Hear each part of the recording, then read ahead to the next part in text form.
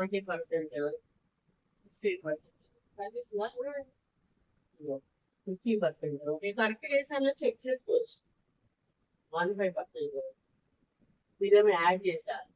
Allowances అంటే ఇవి వచ్చేయన్ని add చేశారు.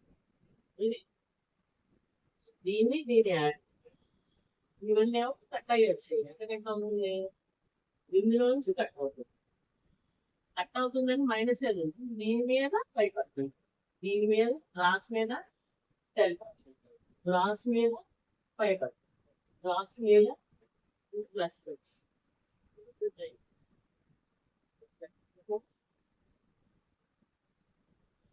అయిపోయిందా?